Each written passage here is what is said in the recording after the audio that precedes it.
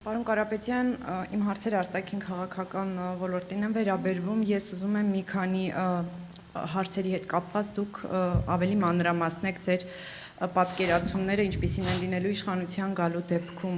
Առաջինը վերաբերվում է նույն հապկին, քանի որ դուք ասում եք, որ երաշխավորված խաղաղություն եք պատրաստվում բերել, արդյոք հապկն է լինելու, դուք դիտարկում եք հապկը որպես Հայաստանի անվտանգության երաշխավոր։ Երկրորդ հարցը վերաբերում է խաղաղության պայմանագրին, խաղաղության պայմանագիրը նախաստորագրված է, այնտեղ 17 կետանոց այդ փաստաթուղթը համաձայնեցված է։ Ուզում եմ հարցնել, դուք նախորդ ձեր հարցազրույցում ասացիք, որ երկրորդ Նիկոլ Փաշինյան Հայաստանում չկա, որ նույն սխալները թույլ տա։ Սա արդյոք նշանակում է, որ այս պայմանագիրը այս տեսքով ստորագրվելու է, եթե ոչ, այդ դեպքում ինչ կետեր եք պատրաստվում այնտեղից հանել կամ ինչ կետեր եք պատրաստվում այնտեղ դարձնել բանակցային օրակարգ եւ մտցնել փաստաթուղթ, որտեղ փաստաթղթի այդ կետերը հրապարակային են, եթե դրանց հետ կապված խնդիրներ կոնկրետ կան, կուզեի դրանց մասին խոսեիք։ Եվ երրորդ հարցս վերաբերում է թրիփին եւ Վաշինգտոնում ձեռք բերված համաձայնություններին, այստեղ եւս ամեն ինչ համաձայնեցրել եւ ստորագրել են, ուզում եմ իմանալ այստեղ հատկապես առանցքային պայմանավորվածություններից մեկը հենց այդ հատվածն է թրիփի եւ դե ընդհանուր ապաշրջափակման մասին է խոսվում, այստեղ ինչ որ փոփոխություններ դուք պատրաստվում եք մտցնել, թե ոչ, թե այս փաստաթղթերը ընդունելու եք որպես իգիտություն եւ այս պայմանավորվածությունները կյանքի կոչեք։ Ինչ վերաբերվում է այսօր նորից ասեմ փոքրիկ խմբակի առաջարկված խաղաղությանը։ Մենք հասկանում ենք, որ այսպիսի խաղաղություն հայ ազգին, հայ ժողովրդին չի բավարարելու։ Մենք նորից եմ կրկնում, փոքր պետություն ենք, թեկուզ հպարտ, մեզ պետք են երաշխավորներ, դրա համար մենք ասում ենք, մեկից ավել երաշխավորներ, աշխարհում շատ չեն այդ երաշխավորները, աշխարհում ընդամենը ռեալ կա 3 գերտերություն, Ամերիկայի Միացյալ Նահանգները, Ռուսաստանը եւ Չինաստանը, եւ կան տարածաշրջանային շահեր ունեցող, դուք հասկանում եք պետություններ, մենք ունենալու ենք երաշխավորություն այդ պետություններից։ Միաժամանակ միառժամանակ ում հետ կարող ենք պայմանավորվել, վստահ եմ մեկից ավել ենք պայմանավորվելու։ Դրա համար ես ուզում եմ մենք չխաբնվենք եղած խաղաղության օրակարգին, դա Ադրբեջանի խաղաղության օրակարգն է, որը թելադրվում է մեր ժողովրդին։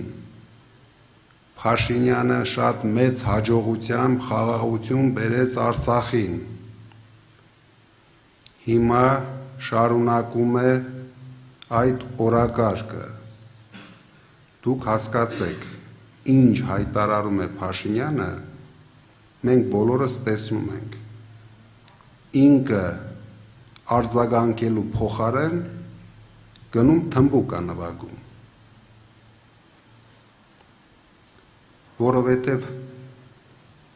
կորցրել է իրականության զգացմունքը,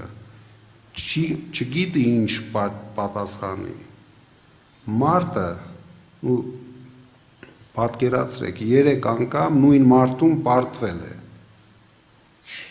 Ինչպես կարող էինք այդ մարդու հետ հավասարի նման բանակցել։ Ինչպես կարող է այդ մարդը չվախենալ իր շեֆից։ Ինքը արդեն նրան հռչակել է, ինչը մենք տեսանք 2 օր առաջ, ինչպես ցուցադրեց գլխավոր մարդուն։ Նրա համար ոչ Եվրոպա, ոչ եվրոպական արժեքներ բացարձակ նշանակություն չուներ, ամենակարևորը ցույց տար ինչքան կրուտոյ ղեկավար ինքը ունի, ով նստած են ժողովրդական լեզվով ասեմ, հատատա տվեց եվրոպացիներին, եւ եվրոպական արժեքներին, եւ դա կատարվեց մեր երկրում, մեր երկրի մայրաքաղաքում։ Ինչ վերաբերվում է թրիպին, դա իրոք նախաստորագրված փաստաթուղթ է Ամերիկայի Միացյալ Նահանգների ղեկավարի մասնակցությամբ, մենք նորից եմ ասում, չենք կանգնեցնելու ոչ մի պետական մակարդակով ստորագրված փաստաթուղթ, բայց դա չի նշանակում մենք անելու ենք այն, ինչ գրված է այնտեղ։ Մենք փորձելու ենք ինչքան հնարավոր է լավարկել այդ փաստաթուղթը, ավելի համապատասխանեցնել մեր երկրի շահերին, քանի որ ես մտավախություն ունեմ, որ դրանից օգտվում են բոլորը, բացի Հայաստանը, իսկ եթե Հայաստանը օգտվում է դրանից եւ համապատասխան չափով է օգտվում, ուրեմն թրիպը շարունակելու ենք իր հունով կգնա առաջ։ Երեք կարճ հստակեցնող հարց, պարոն Կարապետյան, որ ավելի հասկանալի լինի։ Ես ճիշտ հասկացա, որ դուք ՀԱՊԿ-ը առանձին որպես այդպիսին Հայաստանի երաշխավոր չեք դիտարկում, որովհետև ասացիք առնվազն մեկ կառույց կամ մեկ երկիր պետք է, առնվազն մեկից ավելին պետք է լինի։ Ես այստեղ ձեզ ճիշտ հասկացա, որ ՀԱՊԿ-ին առանձին չեք դիտարկում որպես երաշխավոր։ Երկրորդը խաղաղության պայմանագիրը վերաբանակցելու եք, այսինքն կան այնտեղ կետեր եւ այլն, այստեղ էլ դուք ասացիք, որ այն խաղաղությունը, որ խաղաղության այն տարբերակը, որ ձևավորված է, չի համապատասխանում ըստ ձեզ Հայաստանի շահերին, այսինքն այստեղ եւս վերաբանակցելու հարց եք բերել օրակարգ։ Իսկ այս հարցը ես ուզում եմ ուղղեմ ձեզ։ Ձեզ ձեռնտու է այնպիսի խաղաղությունը, որից հետո մենք կարող ենք կորցնել Սյունիքը։ Ձեզ ձեռնտու է այնպիսի խաղաղությունը, որից հետո 300,000 ադրբեջանցիներ, ինչպես Ալիևը ասում է, իրենց մեքենաներով շարժվելու են դեպի Հայաստան։ Ձեզ ձեռնտու է խաղաղությունը, որ մենք մեր Սևանը կոչելու ենք Գյոլչա։ Դրա համար ասում եմ, պետք է փոփոխություն լինի, իշխանության փոփոխություն լինի, նոր մարդ պետք է լինի բանացողը, նոր մտքերով, նոր հնարավորություններով, նոր միջազգային հնարավորություններով։ Այս մարդը ինչ կարողացել է, արել է։ Դրանից մեր ժողովուրդը չի օգտվել։ Հիմա պետք է փոխենք այս մարդուն։ Հնարավոր չի շարունակել նույն ձևով խայտառակվել ամբողջ աշխարհում, շարունակել նվաստացնել մեր ժողովրդին, ինչա Փաշինյանը թմբուկ նվագի ու դրանով զվարճացնի, մոբիլիզացնի